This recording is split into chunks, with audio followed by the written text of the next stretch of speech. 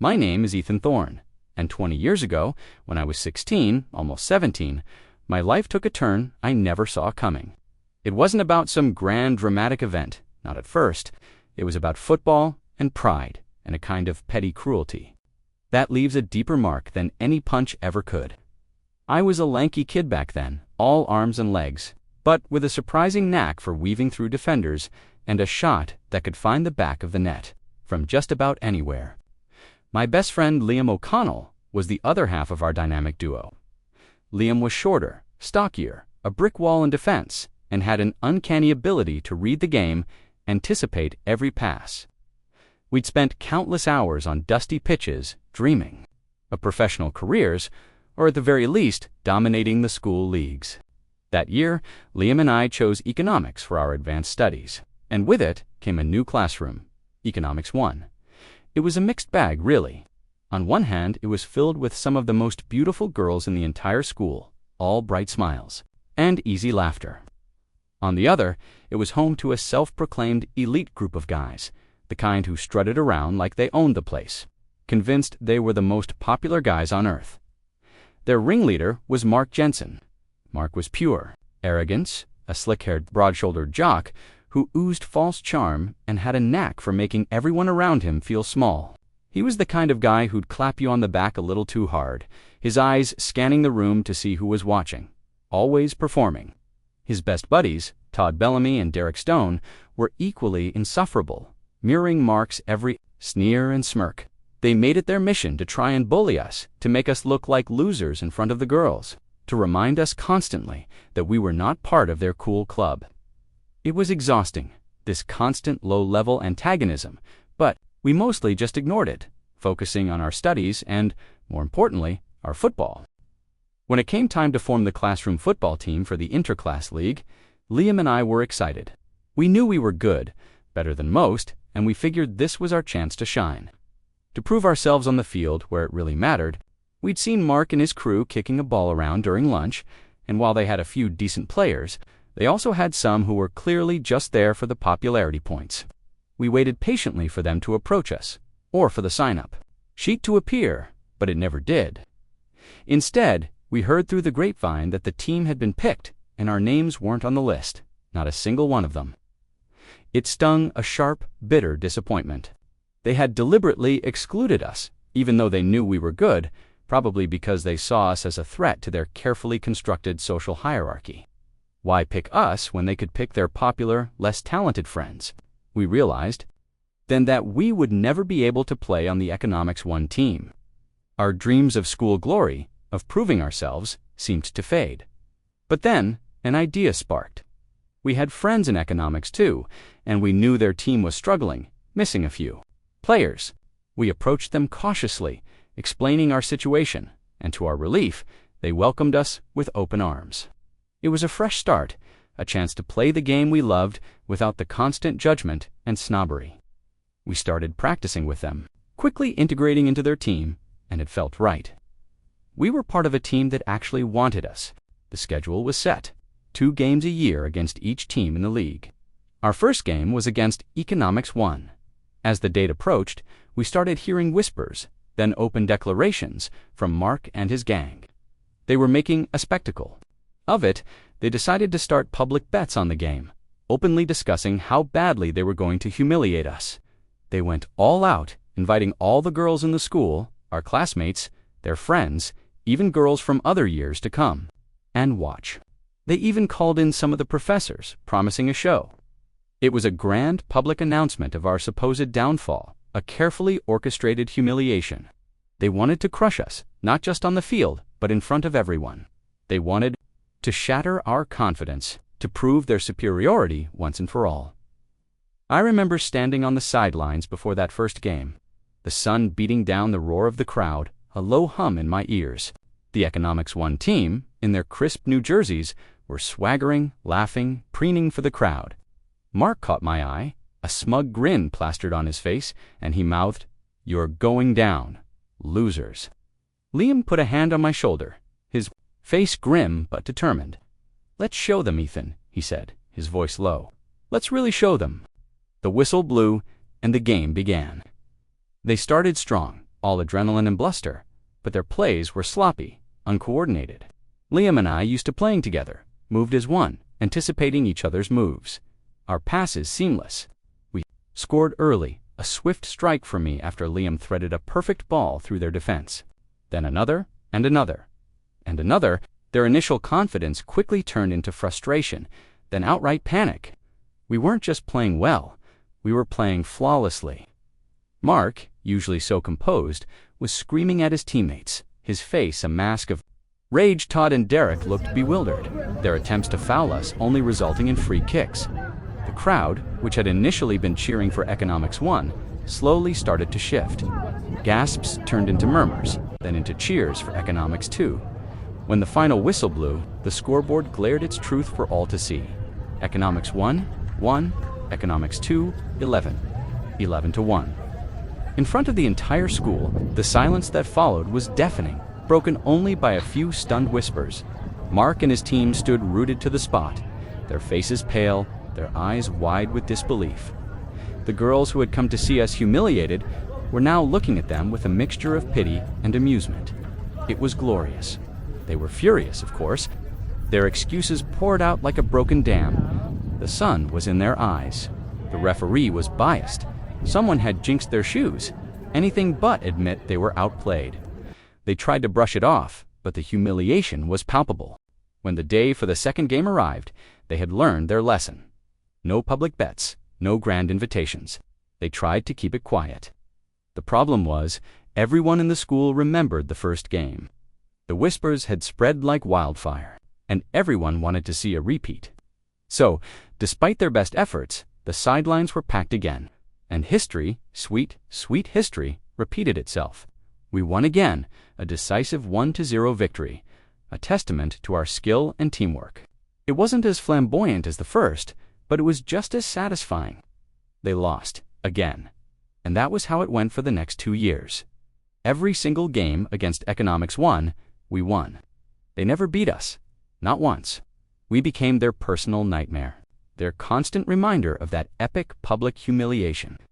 It was a quiet revenge played out on the football field, but it was potent. When we all went our separate ways to university, the sting of those defeats was still fresh for them, while for Liam and me, it was a cherished memory, a testament to what teamwork and determination could achieve against arrogance and entitlement. My life before the storm was simple, predictable, and in its own way, beautiful. I lived with my parents in a modest 2-story house on the edge of town, the kind with a sprawling backyard that backed onto a small, dense woods. Every morning, we weren't rich, but we were comfortable, always had enough. My parents had instilled in me a strong work ethic and a deep appreciation for honesty and integrity. They believed in earning what you had, in treating people with respect, and in standing up for what was right.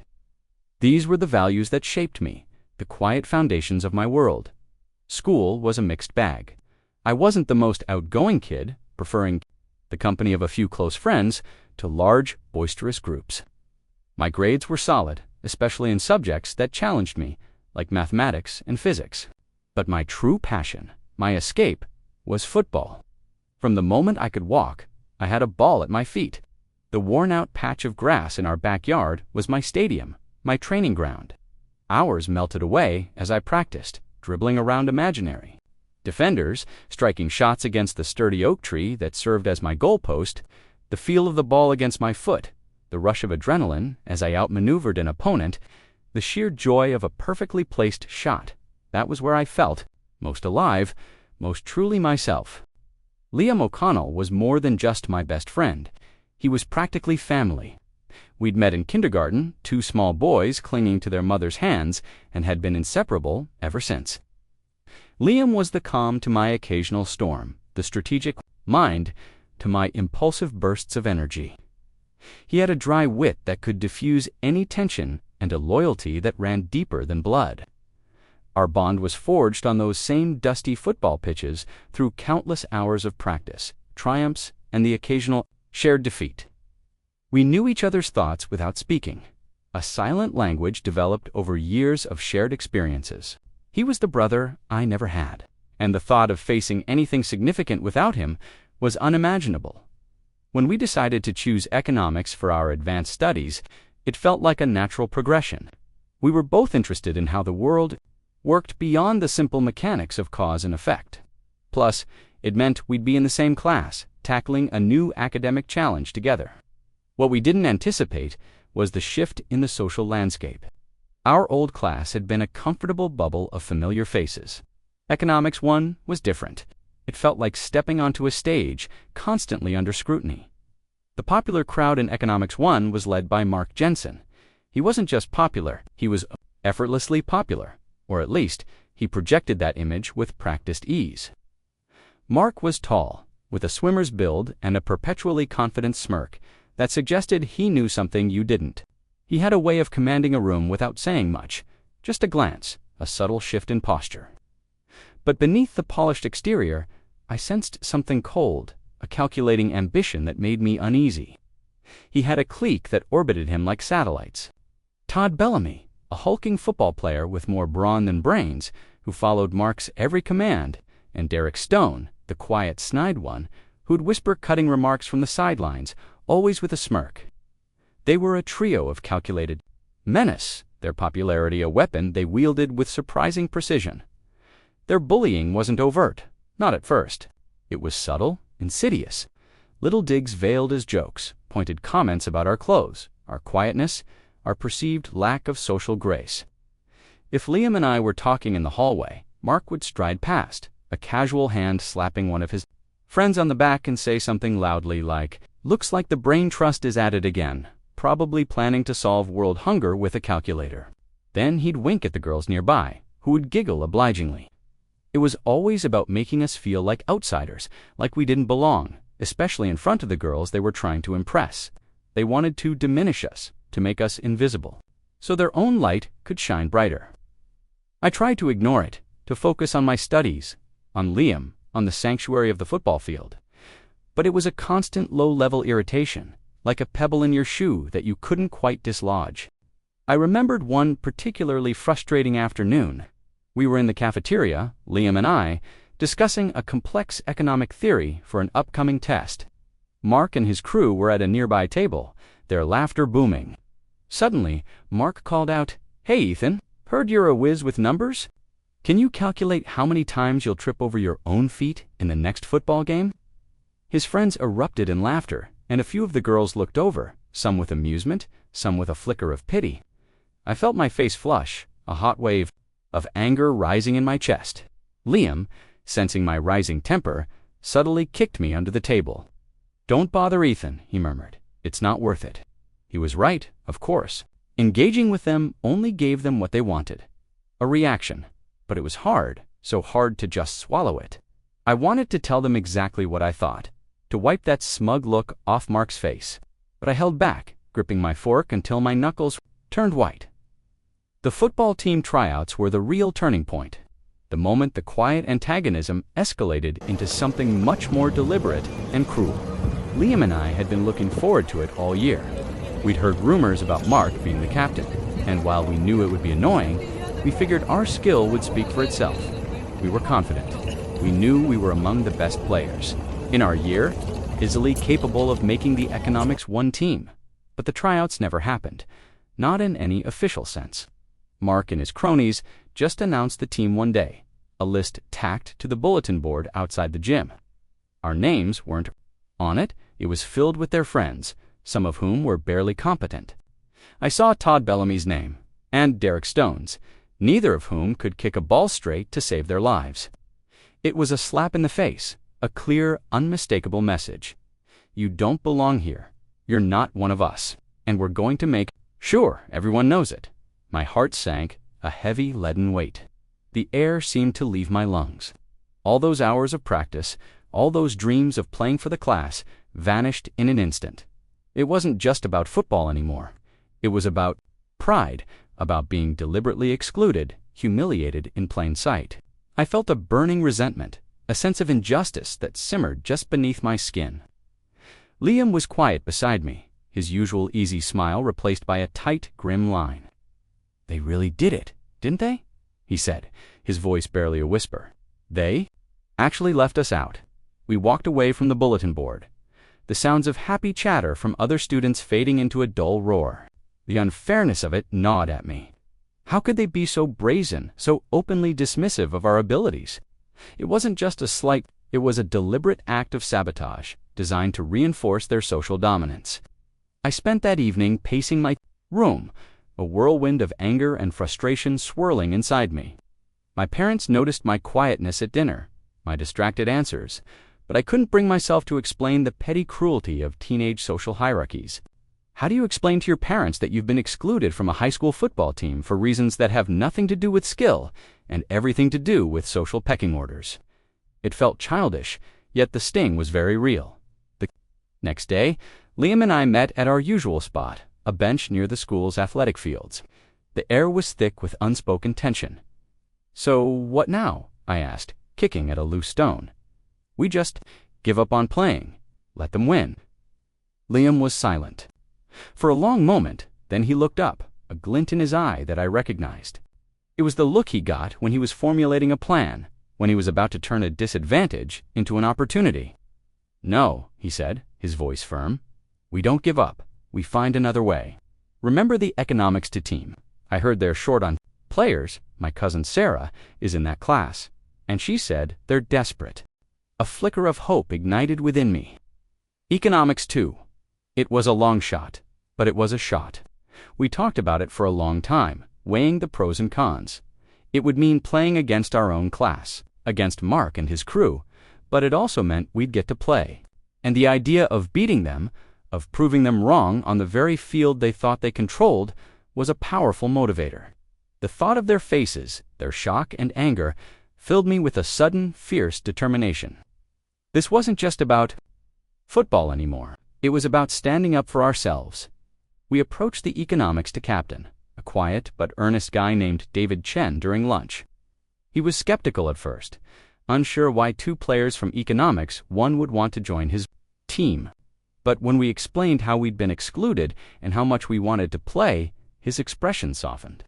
He knew our reputation on the field, and he saw the desperation in our eyes. He was missing key players, and our skill was undeniable.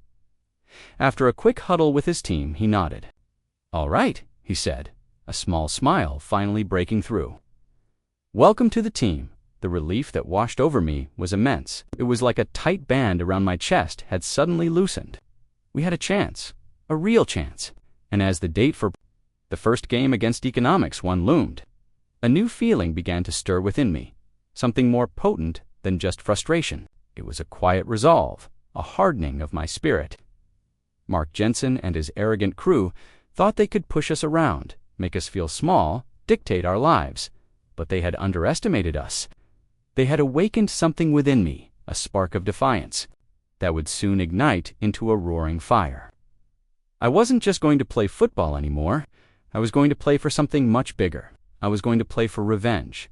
The week leading up to that first game against economics, one felt like an eternity. Every day, the whispers grew louder, the stakes higher. Mark and his crew weren't just confident, they were obnoxious. They started a public betting pool, complete with a whiteboard in the cafeteria displaying odds and encouraging everyone to put their money on economics 1. "Easy money, folks," I heard Mark crow one day, his arm slung around a giggling girl. "These losers from economics 2 barely know how to tie their shoes, let alone play football. It's going to be a massacre." Went out of their way to make sure everyone knew about the game. Flyers appeared on bulletin boards, hand-drawn posters declaring the impending humiliation of economics 2. They even announced it during morning announcements. "Come witness history in the making. Economics 1 versus Economics 2, Friday afternoon." At the main pitch, they invited all the girls, not just from our class, but from other years too, promising them a spectacular show. They even managed to get some of the teachers and even the principal to agree to attend, framing it as a school spirit event. It was a carefully orchestrated spectacle of public shaming, designed to crush us under the weight of expectation and ridicule. Their arrogance knew no bounds, and their eagerness to see us fail was almost palpable. Liam and I just watched quietly. We practiced harder than ever with the economics team. David Chen, our captain, was a steady, calming presence. He kept us focused, reminding us that all the noise was just that noise. "Let them talk," he'd say, wiping sweat from his brow. We'll do our talking on the field. Our new teammates were good guys, genuinely happy to have us. They didn't have the flashy talent of some of the Economics 1 players, but they had heart, and they had a fierce desire to prove themselves. We developed a surprising synergy, our individual strengths blending into a cohesive unit. Liam and I, with our years of playing together, became the backbone of their attack and defense. We were a well-oiled machine, quiet, efficient, and deadly. The day of the game arrived, bright and sunny, almost mockingly perfect. The main pitch was packed. The bleachers were overflowing, and students lined the perimeter of the field, creating a human wall. The air buzzed with anticipation, with the palpable excitement of a crowd hungry for a show. Mark and his team emerged.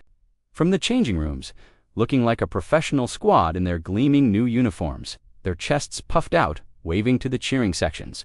Mark, of course, was at the front, soaking it all in, a king surveying his loyal subjects. He caught my eye across the field, his lips curling into that familiar smug grin. He mouthed something, but I couldn't hear it over the roar of the crowd. It didn't matter. His meaning was clear. As Liam and I walked onto the field with the Economics 2 team, a wave of boos and jeers erupted from the Economics 1 side. They were loud, merciless, fueled by the bets and the promise of entertainment. I felt a knot tighten in my stomach, a familiar nervousness mixed with a searing hot anger. This wasn't just a game. It was a battle for respect, for dignity. I looked at Liam, and he met my gaze, a flicker of grim determination in his eyes. We were ready. The referee blew the whistle, and the game began. Economics 1 started with a flurry of aggressive passes, their forwards surging forward all bluster and speed, but we were ready. Liam, a rock in defense, intercepted their first few attacks, calmly distributing the ball to our midfielders. Our strategy was simple. Absorb their initial pressure, then hit them on the counterattack, and hit them we did. The first goal came swiftly. A misjudged pass from their midfield was intercepted by our winger, who sent a long, curling ball down the left flank. I sprinted, outrunning their defender, the ball a perfect companion at my feet. I feigned a shot, freezing their goalkeeper, then slotted it into the bottom corner. The net rippled. A stunned silence fell over the crowd, then a smattering of cheers from the Economics 2 supporters. It was only one goal, but it was a crack in their facade of invincibility. Mark's face was already beginning to contort with frustration. He yelled at his teammates, his usual calm veneer starting to crack. They tried to rally, but their coordination was off, their passes sloppy, their arrogance had made them complacent. They expected us to roll over, to be crushed. They hadn't practiced, hadn't strategized, because they thought their popularity alone would guarantee victory. We kept pressing. Liam was everywhere, a defensive maestro, shutting down their star players. I was a blur in attack, weaving through their defense, my shots accurate and powerful. The goals piled up 2, then 3, 4, each one a hammer blow to their ego, a testament to our quiet preparation. The crowd, initially biased, started to shift its allegiance. Gasps of disbelief turned into excited murmurs, then outright cheers for Economics 2. Every time a goal went in, the roar of the crowd grew louder, a wave of vindication washing over us. I remember scoring the 5th goal. It was a header, off a corner kick, a clean, powerful connection. As the ball slammed into the back of the net, I looked directly at Mark, who stood in the center circle, his hands on his hips, his face a mask of utter despair. His jaw was clenched, his eyes wide with a mixture of shock and fury. Todd Bellamy looked like he was about to cry, and Derek Stone was staring at the ground, unable to meet anyone's gaze. The betrayal was complete, but it wasn't ours. It was their own arrogance that had betrayed them. They had betrayed themselves. The halftime whistle blew, and the score was 7-0, 7-0. The Economics 1 team trudged off the field, their shoulders slumped, their faces pale. The crowd was buzzing, a mix of stunned silence and excited chatter. The bets had gone wildly wrong. Liam clapped me on the back, a wide grin spreading across his face. "Told you we could do it, Ethan," he said, his eyes sparkling with triumph.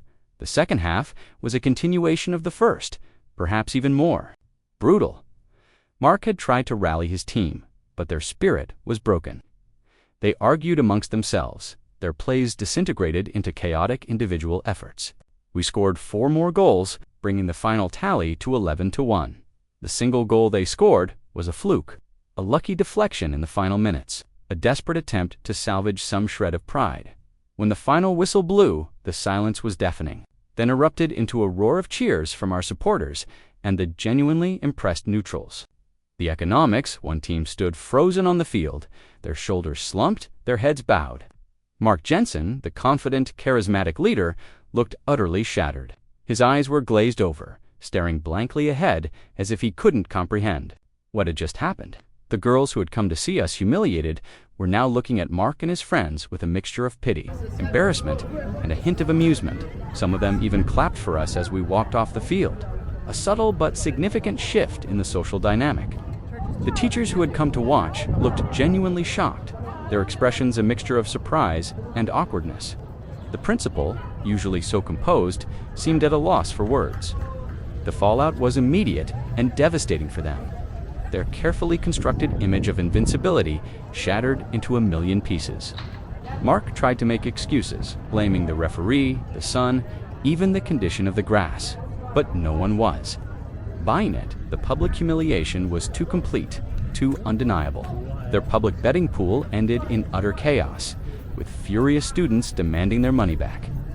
The whispers that had once revolved around their popularity now focused on their spectacular defeat. Their swagger was gone, replaced by a sullen resentment. For Liam and me, it was a moment of profound vindication. We had been dismissed, ridiculed, and excluded, but we had risen above it, not with anger and defiance, but with skill and quiet determination. The emotional weight of that victory was immense.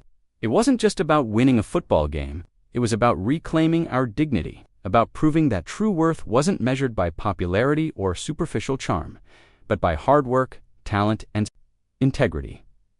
The second game, as I mentioned, was less of a public spectacle, but just as satisfying. They tried to keep it under wraps, but the news of their previous defeat had spread like wildfire. Everyone knew, and everyone came. The stands were packed again, not because Mark and his crew had invited them, but because the entire school wanted. To see if lightning would strike twice, it did. It was a tighter game, 1-0, but it was still a win. Their defense was stronger, their play more disciplined, clearly a result of furious practice. They had learned from their mistakes, but not enough. We had learned too, we had adapted. My goal came in the dying minutes, a swift, unexpected strike from outside the box that curled into the top corner, leaving their goalkeeper stunned. The roar from the crowd was immense, a chorus of cheers and shouts that solidified our victory and their ongoing defeat. For the next 2 years, it became a pattern. Every time we faced economics, we won. They never beat us, not once. It wasn't always by a huge margin, but we always found a way. Their attempts to regain their social standing were consistently undermined by their inability to defeat us. On the field, the football pitch became our personal arena of justice, where arrogance met its match in perseverance and skill. Their popularity waned, replaced by an air of simmering frustration and quiet humiliation. They still walked around with a sense of entitlement, but it was brittle now, easily shattered by the memory of those repeated defeats. The girls who once flocked around them started to drift away, drawn to others who exhibited genuine talent and less pretense. I remember one final game in our last year, just before university. It was still Economics 1 versus Economics 2. The crowd was smaller, but the tension was still palpable. Mark, older now, his face still holding that hint of arrogance, but with a deeper etched bitterness, came up to me before the game. "You know, Thorne," he said, his voice low, "you and O'Connell really ruined things for us." I looked at him, surprised by his directness. "We just played football, Mark," I replied, my voice calm. "We played to win," he scoffed. "You enjoyed it, didn't you? Humiliating us." A small smile touched my lips. "Did it feel like humiliation, Mark? Because all we did was beat you at a game you thought you were too good to lose?" He just glared, his eyes filled with a familiar mix of anger and defeat. That game was a decisive 3-1 victory for us. It was the last time we played against them, the final nail in the coffin of their sporting dominance. A period of their lives defined by our unexpected and consistent superiority. As we walked off the field for the last time, Liam and I exchanged a glance. It wasn't triumph, not exactly. It was a sense of quiet satisfaction, a feeling of having balanced the scales. The quiet revenge, played out on the football field, had been complete. The scars of their betrayal lingered, but so did the pride of our unexpected victory after high school. Liam and I went our separate ways for university, though we stayed in close contact. I pursued a degree in financial economics, drawn to the intricate dance of numbers and markets, the idea of predicting patterns and exploiting inefficiencies. Liam, ever the pragmatist, chose computer science, a field where his analytical mind could truly flourish. We both found success in our respective fields. My career took me to New York City, a bustling metropolis where ambition was currency. I started as a junior analyst at a mid-sized investment firm, grinding out long hours, learning the ropes, and slowly, painstakingly building a reputation for meticulous research and a keen eye for undervalued assets. Life was good. I was living, comfortably building a career, enjoying the anonymity of a big city. The high school drama, the petty jealousies, the football triumphs, they all receded into the background, becoming fond, sometimes humorous, memories. Mark Jensen and his crew were distant echoes, their names only occasionally surfacing in old photo albums or when Liam and I reminisced about our school days. I truly believed I had moved on, that the bitterness had long since faded. Then came the email. It arrived on a Tuesday morning, nestled innocently in my inbox amidst a sea of corporate jargon and market reports. The subject line was generic, industry, networking event. But the sender's name made my blood run cold. Mark Jensen. My stomach dropped, a familiar knot tightening. It couldn't be him, could it? After all these years. I clicked it open, a morbid curiosity overriding my initial instinct to delete.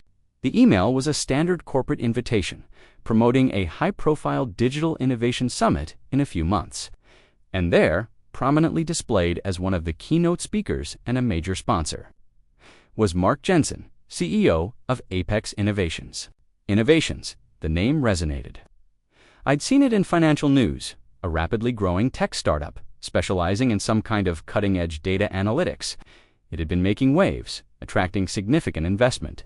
I'd admired their trajectory, even considered looking into their stock at one point, without ever connecting the dots to that. Mark Jensen. My mind reeled. Mark, a CEO of a successful tech company.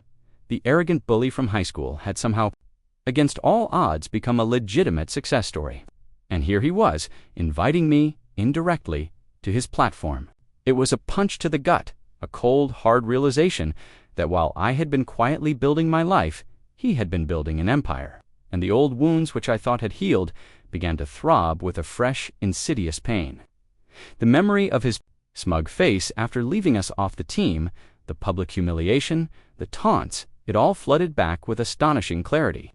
He wasn't just successful, he was spectacularly successful, and a part of me, the part I thought I had buried, felt a deep, unsettling resentment. I closed the email, my hands shaking slightly. The rest of the workday passed in a blur. I couldn't focus on spreadsheets or market trends. My mind kept returning to that email, to Mark, to Apex Innovations. By the time I got home, the quiet resentment had transformed into something darker, something more potent, a burning desire for retribution. This wasn't about high school football anymore. This was about a deeper sense of injustice, about the bully getting ahead while those he trampled remained largely unseen. He had humiliated me, and now he was flaunting his success. I knew, with a certainty that chilled me to the bone, that I couldn't let it stand. He had to be brought down. The decision was made, quietly, firmly. I didn't announce it, didn't confide in anyone immediately. This was my burden, my mission. The first person I called was Liam. He was still in his element. A brilliant software engineer, now working for a major tech company on the West Coast. "Hey, Ethan. Long time no talk, man," he greeted, his voice cheerful. "Liam," I began, my voice tight. "You're not going to believe who I just got an email from." I explained about the Digital Innovation Summit, about Mark Jensen, CEO of Apex Innovations. There was a long silence on the other end. "Mark Jensen," Liam finally said, his voice laced with disbelief. "Apex Innovations. You're serious?" That arrogant? Jackass actually made something of himself. It seems so, I said, a bitter edge to my tone. And he's a keynote speaker. He's at the top, Liam, flying high. Another pause, then. Liam's voice lowered, a familiar steel entering it. So, what are you thinking, Ethan? He knew me too well. He knew this wasn't just a casual update. I'm thinking, I said, my voice barely a whisper, that it's time for him to come crashing down. Liam didn't hesitate. I'm in, he said, his voice firm. Whatever you need, we finish what we started. That was Liam. Always there, always reliable. His unwavering support was the first brick in my meticulously planned wall of revenge. Over the next few weeks, my apartment became my war room. Maps of corporate structures, financial reports, news articles about Apex Innovations, and Mark Jensen were plastered across my walls. I devoured every piece of information I could find. I learned that Apex Innovations was indeed a rising star, lauded for its innovative data analysis algorithms. Mark Jensen was presented as a visionary, a self-made genius. The media painted him as a charismatic leader, but I knew the truth. I knew the veneer. Asterisk. My initial plan was vague, born of raw emotion, but as I delved deeper, the pieces started to fit. I realized that to truly hurt Mark, to bring him down in a way that resonated with his own brand of arrogance, I needed to hit him where it mattered most: his reputation, his legacy, and his company. He had built his empire on a foundation of perceived brilliance and public adoration. I would expose the rot beneath. The problem was, I was just an analyst. How could I, a single individual, take down a multi-million-dollar tech company and its charismatic CEO? I needed help. I needed allies. My first thought was Sofia Rodriguez, my former mentor from my previous job. Sofia was a legend in the world of financial forensics. She had a reputation for uncovering corporate fraud, for seeing patterns where others saw only chaos. She was sharp, cynical, and utterly ruthless when it came to justice. I arranged a meeting, presenting her with a carefully curated file of my initial findings on Apex Innovations. Nothing concrete yet, just a gut feeling, a series of anomalies that bothered me. I didn't tell her about Mark, not at first. I just presented the data. Sophia listened, her expression unreadable as she leafed through the documents. Her eyes, usually piercing, narrowed slightly as she studied my notes. "These are just hunches, Ethan," she said finally, her voice low. "Interesting hunches, but not enough to bring down a company. I know," I admitted, "but there's something off. A company growing this fast, with such a charismatic leader, it sets off all my internal alarms. And I have a personal reason to believe this man is not what he seems." Then I told her about Mark, about high school, about the football team, public humiliation. I expected her to scoff, to dismiss it as youthful grievances. Instead, she just stared at me, a thoughtful expression on her face. "So, this isn't just about the numbers for you," she said, her gaze steady. "This is personal." "It is," I admitted, my voice firm. "He thrives on appearing superior, on crushing others. If there's something rotten at the core of his success, I want to expose it." Sophia leaned back in her chair, a slow smile spreading across her lips. "I like it, Ethan," she said, a flicker of amusement in her eyes. "A personal crusade, rare in our line of work. All right, I'll help you, but we do it my way. No shortcuts, no emotion. We'll start with a deep dive into their financials, looking for any discrepancies, any red flags. I have a few contacts in regulatory bodies who owe me favors. And Liam, he's your tech guy. The best," I confirmed. "Good, we'll need him." This kind of operation requires finesse, and it requires discretion. No one can know we're looking into this, especially not Mark. Sophia's involvement was a game changer. She brought a level of experience and expertise that I lacked. We spent weeks in a clandestine operation, working mostly remotely, sometimes meeting in obscure coffee shops or late at night in empty offices. Sophia leveraged her network, digging into Apex Innovations' financial statements, their investor reports, their client lists. Liam, from his end, began his own discreet investigation. His task was far more delicate: to explore Apex Innovations' code, their algorithms, their supposed cutting-edge technology. He had to be careful, using proxies and anonymous networks to avoid detection. He was looking for vulnerabilities, for any sign of intellectual property theft, or, more darkly, manipulated data. The initial findings were frustratingly clean. Apex Innovations seemed robust, their financial statements audited, their growth legitimate. Mark Jensen was lauded as a genius. Doubt began to creep in. Had I been wrong? Was my desire for revenge clouding my judgment? Was he truly the success he appeared to be? Patience, Ethan, Sophia advised during one of our late-night calls. Fraud rarely reveals itself on the surface. It's always buried deep. We're looking for the cracks, the inconsistencies. Then Liam found something. He sent me an encrypted message late one night. Got something, Ethan? Might be nothing, might be everything. Apex Innovations uses a proprietary algorithm for predictive analytics, right? Well, I found traces of code, highly sophisticated, that matches a design patent filed by a small, defunct startup from about 5 years ago. A startup that went bankrupt after a major investment fell through. The patent wasn't fully developed, but the core idea, the architecture of it, is almost identical to Apex's flagship product. My heart hammered in my chest. Intellectual property theft. I whispered into the phone. Potentially, Liam confirmed. It's complex. The original patent was never fully implemented, but it's clear Apex built their system on the bones of someone else's invention. It's a subtle form of theft, but theft nonetheless. They probably acquired the rights cheaply after the startup folded, or just took it. This was it. The first crack. The first piece of the puzzle. This wasn't as flashy as outright fraud, but it chipped away at Mark's image as a visionary. It revealed a calculating opportunist, a man who built his success on the foundations laid by others. Sophia, when presented with Liam's findings, was immediately on board. This changes things, she said, her eyes gleaming with renewed purpose. It shows a pattern, a willingness to exploit others. Now, let's dig deeper into that defunct startup. Who were the founders? What happened to them? Was there a connection to Mark Jensen at the time? The investigation intensified.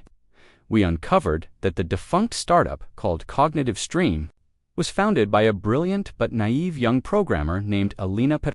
She had poured her life savings and years of research into her algorithm. But a last-minute funding withdrawal had ruined her. Her investors had pulled out after an anonymous tip about unstable code and unreliable projections. Sophia dug into the anonymous tip. It was untraceable, but its timing was suspicious. It happened just weeks before Apex Innovations was formally incorporated by Mark Jensen. It was circumstantial, but the dots were starting to connect. The plan began to solidify, taking shape in my mind. It wouldn't be a simple takedown. It would be a dismantling, a meticulous unraveling of Mark's carefully constructed facade. I would use my knowledge of financial markets, Sophia's forensic expertise, and Liam's technological prowess. We wouldn't just expose the intellectual property theft. We would use it as a lever to pry open every other secret he might be hiding. We would hit him with a multi-pronged attack. First, we would expose the intellectual property theft to the right regulatory bodies and, more importantly, to the media. Not just any media, but the tech and financial press that had lionized Mark Jensen. The public perception of him as a visionary would be shattered. This would create a firestorm of negative publicity, potentially triggering investor panic and a decline in Apex Innovations' stock value. Second, Liam would find a way to subtly expose the flaws in Apex Innovations' core algorithm, the very algorithm that was supposedly revolutionary. If it was built on a stolen, unfinished foundation, there was a chance it wasn't as robust as advertised. This would further erode investor confidence and damage their reputation for innovation. Third, and this was where my financial acumen would come into play, I would use the ensuing market turmoil to my advantage. I wasn't interested in making money from his downfall, but in accelerating it. I would strategically short-sell Apex Innovations stock, not for profit, but to magnify the financial damage. The bigger the public scandal, the more the stock would plummet. The challenges were immense. We had to remain anonymous, leaving no digital or paper trail back to us. Mark Jensen was powerful, well-connected, and ruthless. If he suspected we were after him, he would retaliate with everything he had. Sophia stressed the importance of perfect execution. One misstep, Ethan, she warned, and we could all face legal repercussions. This has to be surgical. The suspense built with every piece of information we uncovered, every late-night conversation, every shared document tightened the noose. Around Mark Jensen, I felt a cold resolve settle deep within me. The thrill of the chase was intoxicating, but it was overshadowed by the bitter taste of justice, a long-delayed reckoning. Mark had built his empire on a flimsy foundation of stolen ideas and manufactured charisma. It was time for it to crumble. He had taken so much from us in high school: our confidence, our sense of belonging, the sheer joy of playing football without constant judgment. Now, it was our turn to take something from him, something far more valuable: his legacy. The Digital Innovation Summit was set for early fall, a mere 2 months away. It was to be Mark Jensen's triumphant showcase, his coronation as a tech titan. He had carefully cultivated an image of brilliance, and this event was designed to solidify it. But for us, it was the perfect stage for his downfall. The plan was meticulously crafted, each step a calculated maneuver, designed to inflict maximum damage while leaving no trace of our involvement. Liam, with his silent genius, was the first to strike. His task was the most delicate: to expose the vulnerabilities in Apex Innovation's proprietary algorithm. He couldn't just hack their systems. That was too risky and too illegal. Instead, he found a more elegant, more insidious approach. Before the summit, an anonymous paper appeared on an obscure but highly respected online forum for data scientists. The paper, meticulously researched and expertly written, discussed the theoretical limitations of certain black box predictive analytics models, citing hypothetical examples that bore an uncanny resemblance to Apex Innovation's core product. It didn't mention Apex by name, but the parallels were undeniable to anyone familiar with the field. The paper pointed out subtle flaws, potential blind spots, and, most damningly, suggested that if such a model were built on an unproven or incomplete foundation, its real-world performance could be severely compromised. It was a subtle academic attack, designed to plant seeds of doubt among the very experts who admired Mark Jensen's work. The paper gained traction, discussed in hushed tones in tech circles, slowly eroding the foundation of Apex's supposed infallibility. Simultaneously, Sophia put her network to work. She began discreetly contacting journalists in the tech and financial sectors, not with direct accusations, but with carefully phrased tips and suggestions about a fascinating story concerning intellectual property. She hinted at the ghost of a defunct startup, a brilliant but forgotten female founder, and a sudden, inexplicable rise of a new company in the same niche. She provided just enough information to pique their interest, to make them want to dig deeper, without revealing her source or our ultimate target. She knew the media loved a good scandal, especially one involving a rising star. The goal was to get them to start their own investigations, to confirm our findings independently. My role was equally crucial. I had spent countless hours researching financial patterns, studying how news, both positive and negative, impacted stock prices. I practiced short selling on a dummy account, perfecting my timing. The plan was to unleash the financial attack, simultaneously with the public revelation, maximizing the shockwave. I set up a complex series of automated trades through various anonymous brokers, designed to trigger once the news broke, creating a cascade effect that would drive Apex Innovation's stock price into a freefall. My goal wasn't just to sell, but to initiate a panicked sell-off. The day of the Digital Innovation Summit dawned, crisp and clear. The air in the convention center was thick with anticipation, a mix of excitement and the hum of countless high-tech devices. Mark Jensen, radiant in a tailored suit, strode onto the main stage to a thunderous ovation. He launched into his keynote, a masterful performance of charisma and carefully rehearsed pronouncements about the future of digital innovation. He talked about Apex Innovation's groundbreaking technology, his voice oozing confidence, his eyes sparkling with self-satisfaction. I watched him from a discreet distance, a calm, cold resolve settling over me. The old anger was still there, a low thrum beneath the surface, but it was overshadowed by a sense of professional detachment. This wasn't just about revenge, it was about exposing a fraud. Then, the first shoe dropped. During Mark's speech, just as he was about to unveil a revolutionary new feature, a major tech news website known for its investigative journalism, published an exclusive report. The headline blared across my phone screen: Apex Innovations' proprietary algorithm, a ghost in the machine. Questions arise over IP origins. The article, clearly a result of Sophia's careful prodding, meticulously detailed the parallels between Apex's flagship algorithm and Alina Petrova's defunct startup, Cognitive Stream.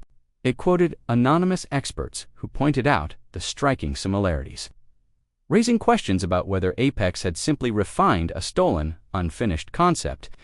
It didn't explicitly accuse Mark Jensen of theft, but it painted a picture of a company built on a highly questionable foundation, relying heavily on a technology whose true origins were murky at best. A ripple went through the audience. Phones lit up as attendees, many of them investors and industry leaders, began to receive alerts. Whispers spread like wildfire. Mark, oblivious on stage, continued his speech, his confident smile unwavering. But the energy in the room had shifted, subtly at first, then dramatically. People weren't looking at him with admiration anymore. They were looking at their phones, then back at him, their expressions ranging from confusion to suspicion. Then, the twist, just as a nervous murmur began to swell in the room, Liam made his move. He had spent weeks crafting a sophisticated, undetectable exploit not to crash their system, but to expose its deepest, most hidden vulnerability. He wasn't going to show that the code was stolen. He was going to show that it was broken. A sudden, jarring anomaly flashed across the massive screen behind Mark. It wasn't a hack, not in the traditional sense. It was far more devastating. The revolutionary new feature Mark was about to unveil was supposed to display real-time predictive analytics, demonstrating Apex's unparalleled accuracy. Instead, the data stream on the screen began to flicker, then distorted, showing increasingly bizarre and impossible predictions. Stock market trends showing negative returns of thousands of %, climate models predicting snow in the Sahara in July, voter turnout projections indicating over 200% participation. It wasn't a full system crash. It was a systematic, logical breakdown of the very algorithm Mark was touting as flawless. It revealed the theoretical flaws Liam had warned about in his anonymous paper, flaws that suggested the stolen foundation was inherently unstable when pushed beyond its intended limits. The effect was instantaneous and catastrophic. The audience gasped. Mark, mid-sentence, froze. His eyes widened as he stared at the screen, his face draining of color. He tried to laugh it off, a nervous, forced sound. Just a minor technical glitch, folks. Nothing to worry about. Our system is perfectly robust. But his voice lacked conviction, and his eyes darted frantically to the technicians backstage, who were clearly scrambling, looking just as bewildered as he was. Then, the second, more personal blow landed. Simultaneously with the algorithm's public meltdown, a series of short anonymous video clips began to autoplay on some of the large display screens scattered around the convention hall. Screens that were supposed to be showing Apex Innovations, promotional videos. These weren't hacks. These were old, grainy clips, unearthed by Liam through meticulous digging into forgotten school archives and social media. Posts of old classmates, the clips showed snapshots from our high school days. Mark, surrounded by his cronies, openly making fun of Liam and me in the cafeteria, his voice sneering, "Look at the losers," probably debating the economic impact of their own inferiority. Another clip, brief and blurry, of Mark and Todd Bellamy laughing as they pointed at the football team roster, clearly excluding us. And then, the most damning, a snippet from that first humiliating football game zoomed in on Mark's face, contorted in rage and disbelief as the 11th goal went in, followed by his pathetic attempts to make excuses to a visibly disgusted teacher. It was a psychological assault, designed to expose the true character of the man behind the polished facade. The arrogant, insecure bully from high school, revealed for all to see.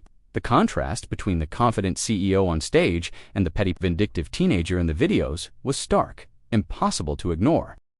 The audience erupted. Murmurs turned into shouts, shouts into a cacophony of confusion and outrage. Mark was no longer looking at the screen. He was looking at the faces in the crowd, their expressions shifting from admiration to disgust. Some people were pointing at the screens, Others were whispering furiously into their phones. The carefully constructed image of the visionary genius crumbled, replaced by the ugly truth of his past. His publicist rushed onto the stage, trying to usher him off, frantically apologizing for the unforeseen technical difficulties. But it was too late. The damage was done. The media, already alerted by Sophia, now had a full-blown scandal on their hands. Intellectual property theft, combined with a public demonstration of a flawed, supposedly cutting-edge product, all tied to the exposed character of its CEO. As Mark was practically dragged off the stage, his face pale and clammy, the final act of my revenge unfolded. My carefully timed short sells triggered. Investors, already spooked by the tech news report and the live demonstration of the flawed algorithm, panicked at the sight of the collapsing stock price. The market reacted swiftly and brutally. Apex Innovations' stock plummeted, shedding value. At an alarming rate, the company, once a darling of the tech world, was now viewed with extreme suspicion. I watched it all unfold from a discreet corner of the conference hall, a strange mix of exhilaration and emptiness washing over me. The revenge was sweet, undeniably so, but it was also cold, calculated, and left a faint, lingering taste of bitterness. I had achieved what I set out to do. Mark Jensen, the arrogant bully, had been brought down from his pedestal, publicly exposed and financially crippled. But the years of quiet planning, the sustained anger, had taken their toll. I had become someone who could orchestrate such a meticulous downfall, a ghost in the machine of his destruction. The question lingered, what kind of person did that make me? The aftermath of the Digital Innovation Summit was a whirlwind of media frenzy and corporate chaos. Apex Innovations, once the darling of the tech world, became a cautionary tale.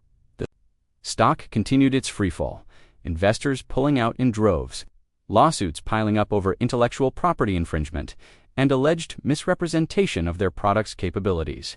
The anonymous paper Liam had circulated gained even more traction, its theoretical flaws now visibly demonstrated on a public stage. The media, ravenous for scandal, dug deeper into Mark Jensen's past, unearthing more stories of his cutthroat tactics and questionable ethics. His carefully curated image as a visionary leader was utterly destroyed, replaced by the public perception of a cunning opportunist and ultimately a fraud. Mark Jensen himself became a pariah.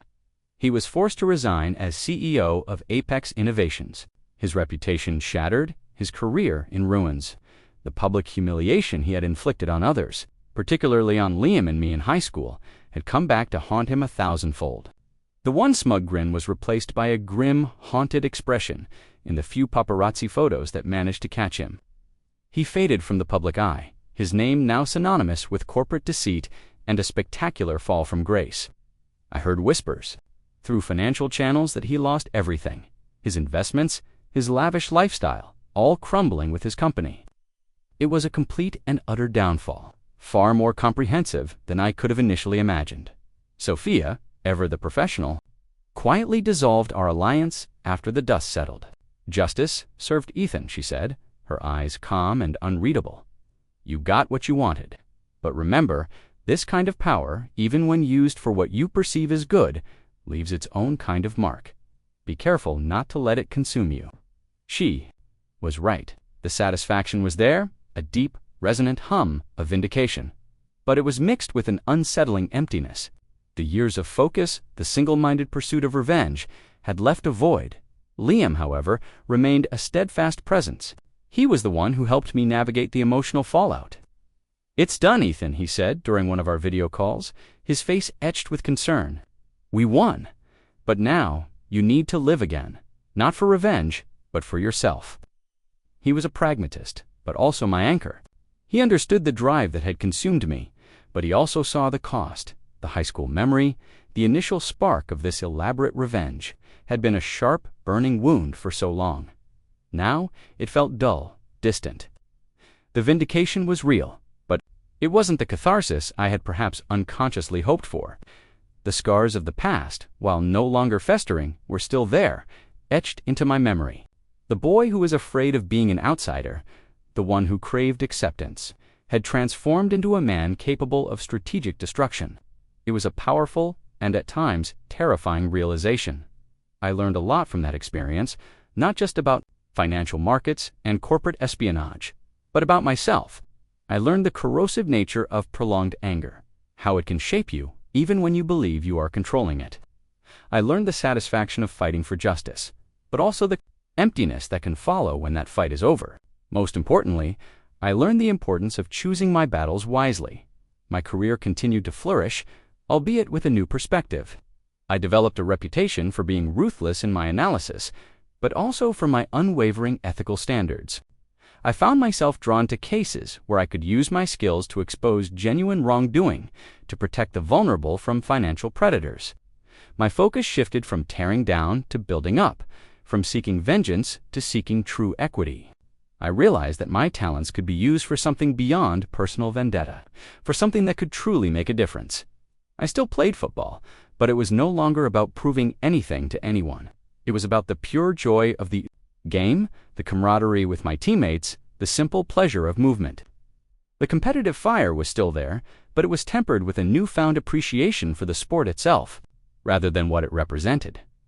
One evening, years after the dust had settled, I found myself sitting on a bench overlooking the city skyline, the bright lights twinkling like a million tiny promises.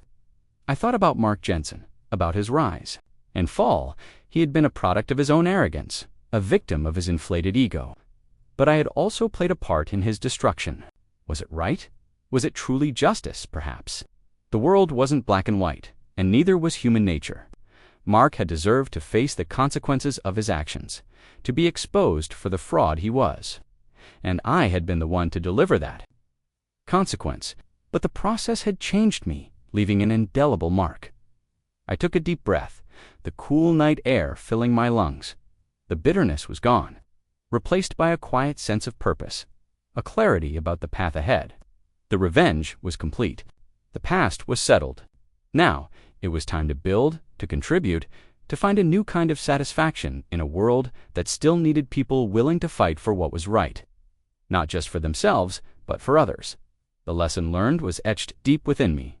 True power isn't in tearing someone down, it's in choosing what to build in their place.